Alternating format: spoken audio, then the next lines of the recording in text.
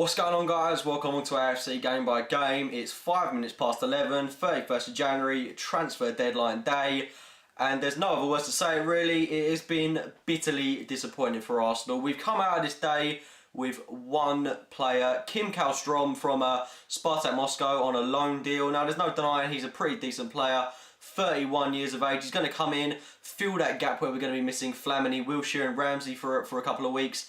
And, you know, he's an experienced player, over 100 caps for Sweden, so there's no doubts about it that he's got experience in him, and hopefully he'll bring something to the team. Now, after being linked with the likes of Julian Draxler, Diego Costa, Papiss Cisse, even towards the end of the window, it's a bit of a letdown. And some of those names that were flying around towards the end of this evening, Solomon Kalou, you know, Papiss Cisse again, you know, it's scraping at the bottom of the barrel, really. I'm so disappointed with this window. We haven't got the striker that we needed, and the worrying thing now is if Olivier Giroud can stay fit. I mean, he's got another four and a bit months to get through, and he's got to stay fit. I mean, if he gets injured against Crystal Palace and we've got to play Bentner for the rest of the season, then we are in big trouble. Now, the main problem I have with this is that Wenger has publicly stated that he would rely on Podolski to come in and do a job. Now, as much as I rate Podolski, he is a left-sided player. When he comes in and he plays centre-forward for us, he's simply far too quiet. He's non-existent in those games, and he doesn't do enough. Bentner, on the other hand, he has games where he's excellent. In some games he's been impeccable. And then he has those games where he is god-awful, and we can't keep relying on an inconsistent player, especially as we're a title-challenging side, and Bentner isn't going to do that for us. We've lost Theo Walcott too for a 6-month injury, which is going to be, you know, we have quite a few, we have very little option up front now. It's kind of worrying, to be honest, and, you know, what really gets me most about this window is that there were players out there that we could have got. Number one on my list, Julian Draxler. Now, from what I understand, the fee was agreed between Arsenal and Schalke, a 37 million deal. Wenger rated him at 30 million. The board were happy to pay the 37 million, but Wenger pulled on the deal. Now, you know, I can see why you wouldn't sign Draxler. Now, mainly because you're paying 37 million for a 20-year-old player who is fairly inexperienced, you could say, hasn't played in the Premier League before, and it's going to put a whole load of pressure on his shoulders to try and boost us, especially when he's coming to a side challenging for the Premier League. I mean, for a 20-year-old guy, that's going to be so pressurised of him, and he might have underperformed for us. You never know. He might have not been the player that a lot of people expected. So I am a bit gutted, to be honest, that, you know, I would have paid. Potentially, Draxler is going to be one of the best players in the world. You can tell from the style of play he's got, the aroma around him.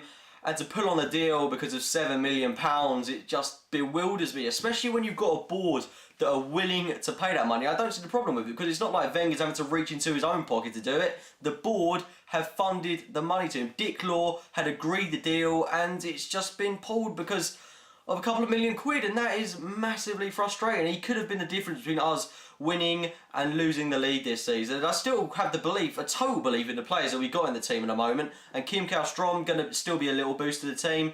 Retrospect to the player he's going to bring something to that squad with his experience. Hopefully he's got that mentality in him that he wants to go on and win trophies in the team. So it's not a disaster, but I worry about up front. And now I'm going on to player number 2 that I think we should have signed, Dimitar Berbatov. He's gone to Monaco, and to let him slip through our fingers is lunacy, in my opinion. He is a quality player, experienced in the Premier League. Whatever you say about him playing at Fulham, he is surrounded by players like Karagounis, Steve Sidwell, Brian Ruiz, whatever, and, you know, that's why he's been underperforming. He's been playing at the top of the Premier League, surrounded by world-class players at United, better players at Tottenham, and he's scored goals, and he's gone to Fulham, and he's underperformed. There, you know, I think that was to be expected, to be honest. And he had a really decent first season there. It's just that he's unmotivated this season, and it looked like he wanted to move at the start of the January transfer window, with the whole thing where he posted the Arsenal newspaper link on his Facebook wall, and, you know, to let him slip through our fingers for as little as like 2.5 million we could have paid for him, or even on a 6-month loan. He'd have been perfect. He's got Premier League experience. He'll score goals for you. He is more consistent than Bentner. He wouldn't have been cup tied. And, you know, I just, you know, that annoys me a lot. And that we haven't brought in a striker. This transfer window has been absolutely dead for Arsenal fans. And I'm a bit concerned that we haven't really brought in adequate replacements.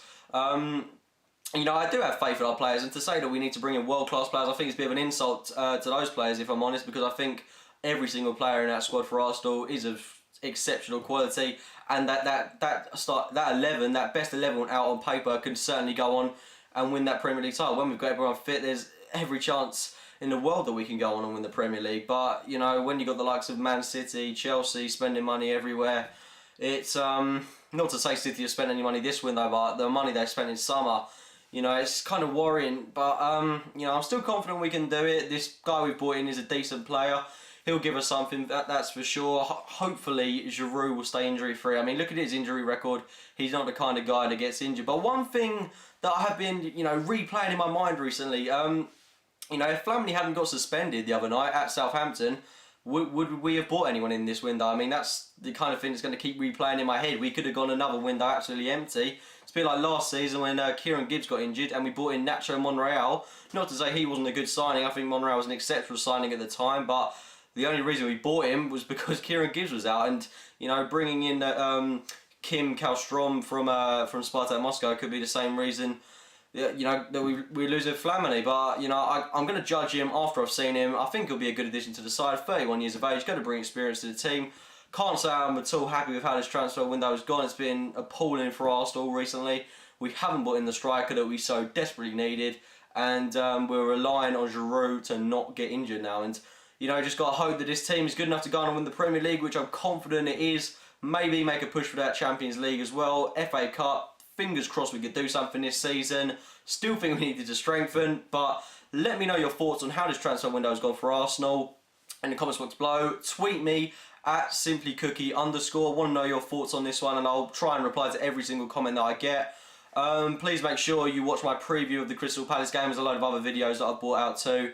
And I'm going to be doing a match day experience video of the Crystal Palace game if I'm able to. I'm hoping to bring that out on Sunday too. So get subscribed to the channel, leave a like rating if you did enjoy this. Make sure you subscribe to Arsenal Fan TV as well to see more of my videos on there. And I hope you had a good transfer window, guys, whatever team you're supporting. Enjoy the games of the weekend, and of course, thank you very much for watching.